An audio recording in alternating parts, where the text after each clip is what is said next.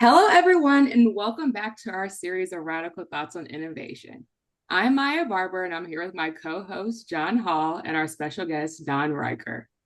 Don, can you start off by introducing yourself and telling us a little bit about your career and what inspired you to get into product research and development? Sure, absolutely. And thank you so much for having me on this fascinating topic. Uh, so, I was trained originally as a biomedical scientist. I received my PhD at Cornell in neurobiology and won a 3-year NIH postdoctoral fellowship at Yale School of Medicine in neuroscience. Uh, After that training, I joined Richardson Vicks, that was acquired by Procter and Gamble in 1985, actually, as an associate director managing clinical development of cough colds products like NyQuil, for example. I did that for 12 years, and both in Connecticut and in Cincinnati. And we during that period, it was a very productive period. We collaborated with academic physicians in infectious disease to better understand the common cold and viral disease, and it resulted in many still widely cited publications in the medical literature. And surprisingly, the biggest of them is now up until this week has been cited by 950 other papers, which is a very high total for anything in literature. It also spawned, it was about sinusitis and the common cold, and I believe it was one of the major contributors for reducing the use of antibiotics by physicians practicing medicine.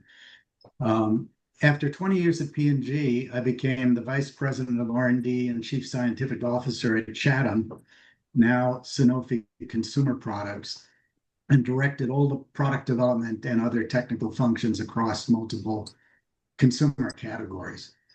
5 years after that, I went independent as the founder and president of On Point Advisors, a consumer healthcare consultancy that I'm still active in. That's great. And I know you are like one of our longest tenured members of our brain trust, always coming up with great ideas. And what I'm curious about is, how do you typically find inspiration for those forward-thinking ideas? And really kind of what are you doing to stay informed about emerging trends and things that could impact your field? That's a good question, John. My flip answer is I don't necessarily, but that's not to say that I don't read the financial news, the summaries of the medical news currently. So I do that.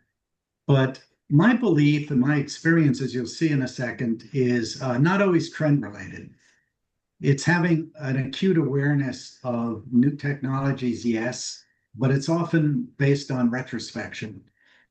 And to make that point, I'm not the first one to make it. I want to give you three quotes to your listeners. The first from the 1600s is Shakespeare's play The Tempest, in which the famous quote appears, "What's past is prologue." Hmm. And a couple of hundred years later, one of the great minds in medical research, Louis Pasteur, in the 1800s, sharpened that perspective when he said, "Chance favors only the prepared mind." And interestingly enough, I'm fairly fluent in French. The only is left out in English translations. Anyway, and the third, and I think the most interesting, and I think I want to repeat here, is by Albert St. Gorgie, probably not widely known, one of the brilliant minds in science, won the Nobel Prize in Medicine in 1937. Listen to this.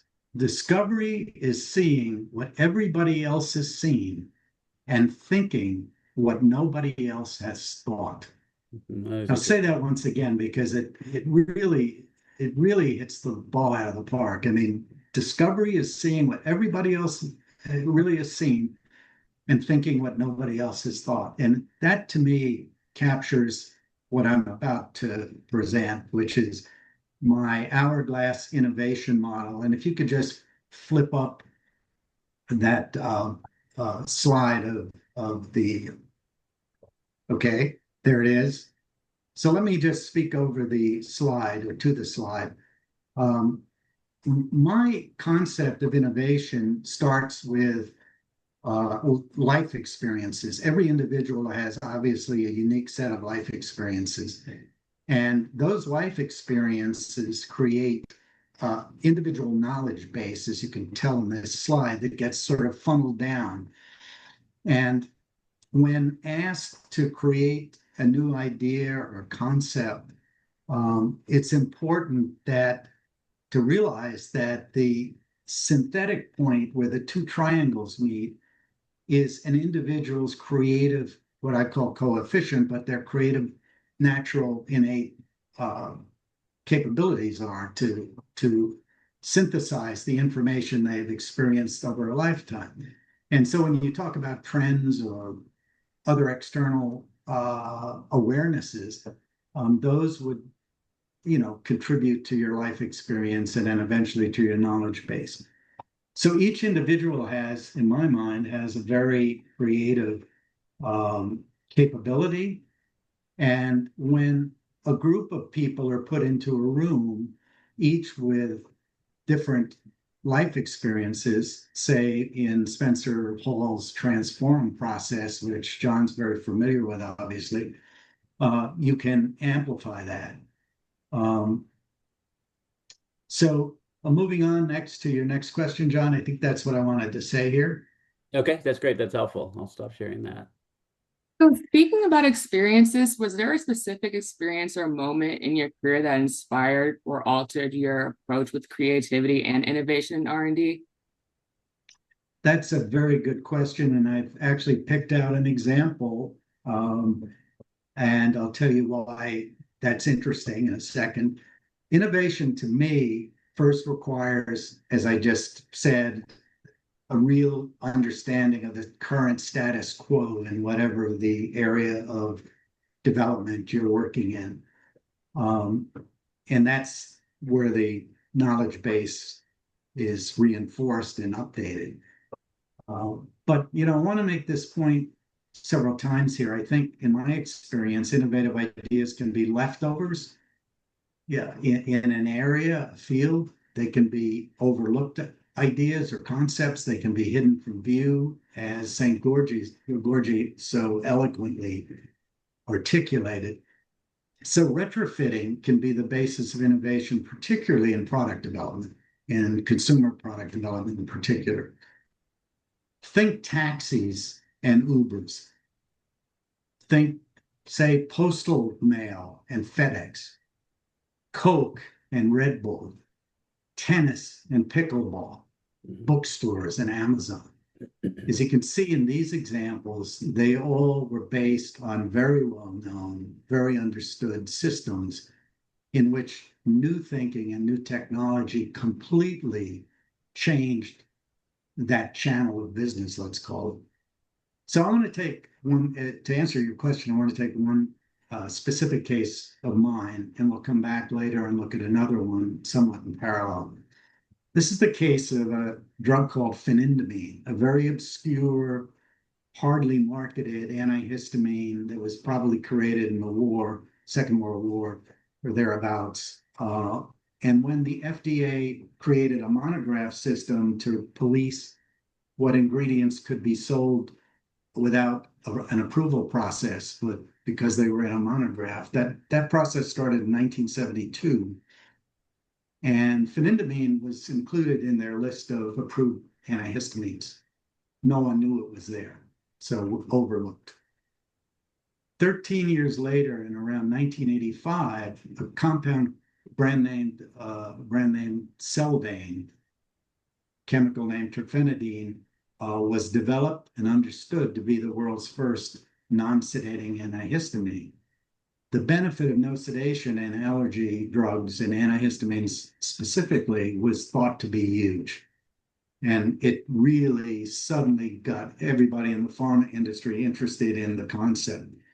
So I was tasked, and my group was tasked with seeing whether there were ways to jump into this for the NyQuil business and moving into allergy from colds. And because of my life experience and knowledge base, I remembered that when the monograph was created, no one knew or cared about sedation or non-sedation. It had never really been tested, but yet there it was pre-approved. And I sold that to management. We actually had a sedation testing lab in-house in Connecticut's P&G's Connecticut facility. And we ran it through there and we got fairly positive results compared to standard antihistamines. And at that point, the company dropped everything. And suddenly we were doing major clinical trials. And unfortunately, where the story ends is the clinical trials couldn't replicate the more in vivo findings that we did in a confined space, so to speak. And the project was dropped.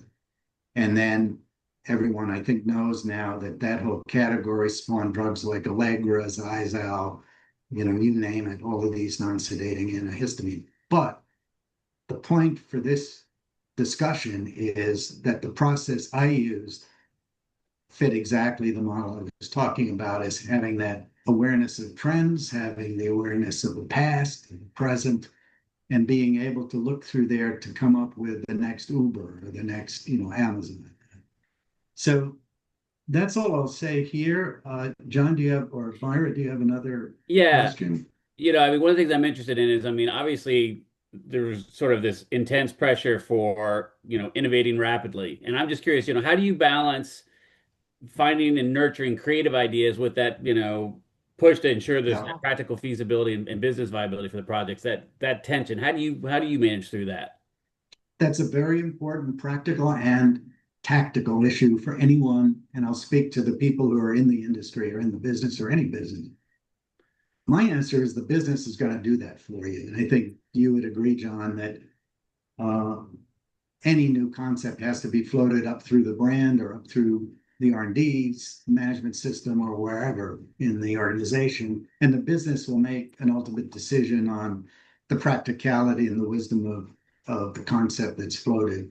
And that depends largely on things like the unmet needs of the consumers that buy those products. It depends on financial costs, budgeting, the margins, the margin mix of the brand, and all of those things. So my answer is projects will always be sorted, not necessarily exactly by you.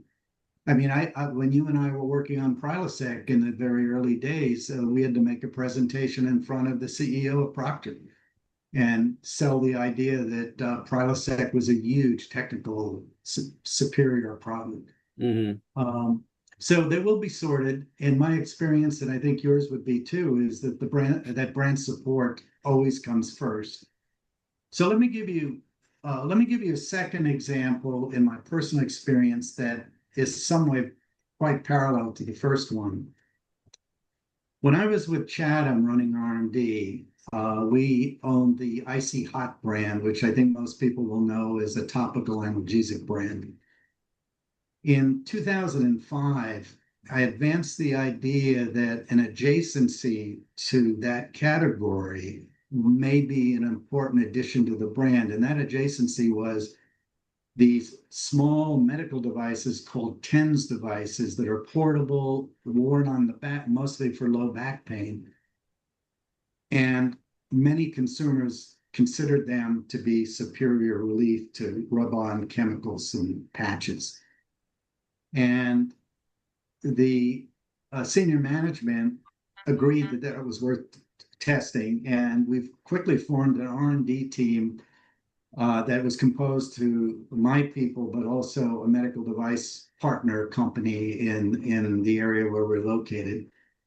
And we developed those prototypes, and then the marketing department really eventually figured out with senior management that the margins of medical devices were way out of whack with traditional consumer products in tubes or bottles.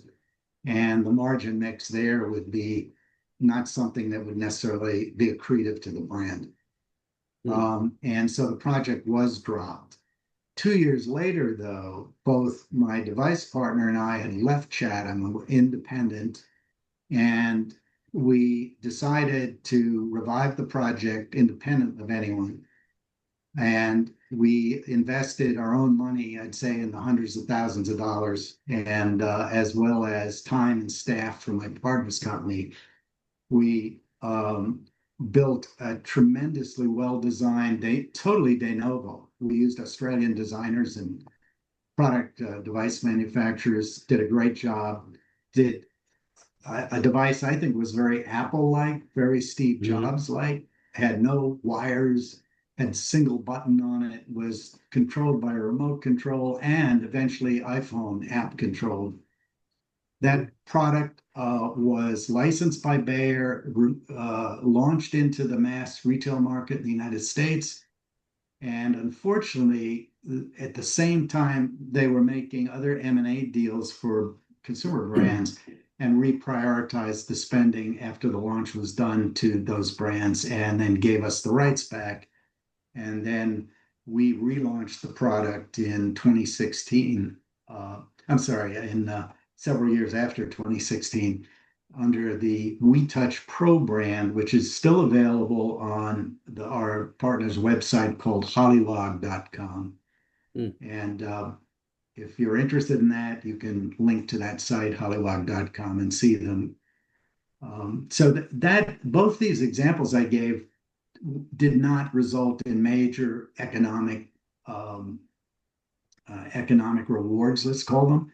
The Bayer launch almost did Yeah. and came very close. But again, what I wanted to emphasize in these two examples, because you asked what my experience is as an R&D guy supporting marketing and the brand, I think those were very new, innovative ideas to grow a brand that otherwise wouldn't have been seen. Mm. And you've kind of touched on finding ideas that I think are kind of overlooked and finding ways to repurpose that technology. I'm curious if you've had situations where you've had to challenge or reject a widely held assumption from a product development standpoint, and if so, kind of what happened when you did that? Kind of coming at from the Well, opposite end of pushing against something versus unearthing something.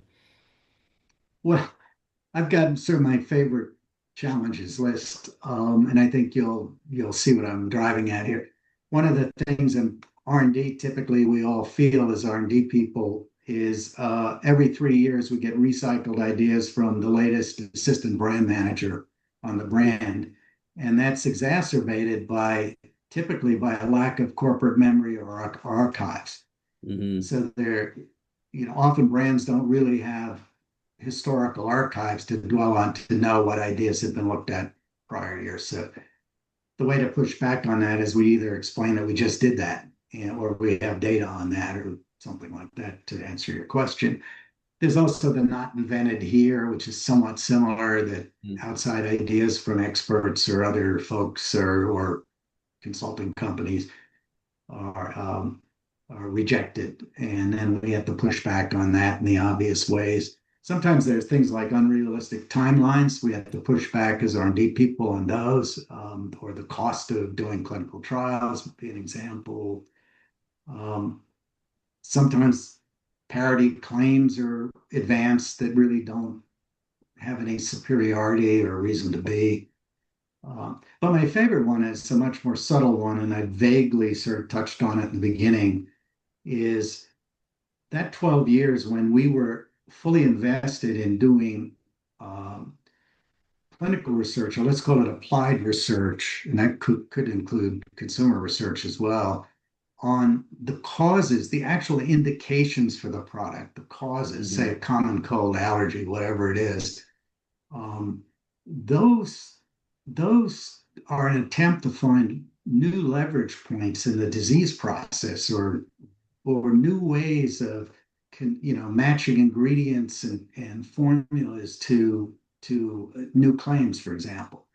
And by investing in upset stomach or colds or allergy, nasal problems or whatever, can lead um, to new insights. And my point here is that I believe that period when Richardson, Vicks, and P&G started out merging their capabilities was an incredibly productive set of years. And most, as my knowledge, most OTC companies don't make those kind of investments. Sometimes startups do, as you'd expect, right? Backed by private equity or not, they do that. So I think that's a pretty full answer. Mhm. It depends on how forceful you do that as an R&D person, work with your marketing partners. Great.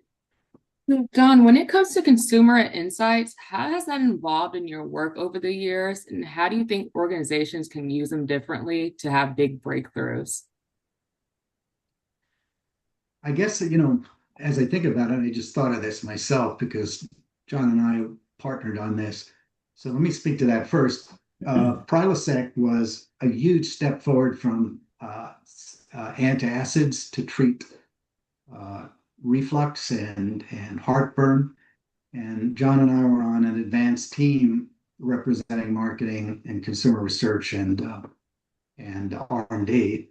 And the consumer the consumer input we got, particularly from focus groups, were extraordinary. In fact, some of the people in the behind the glass in the focus group said this is the strongest focus group we've ever seen.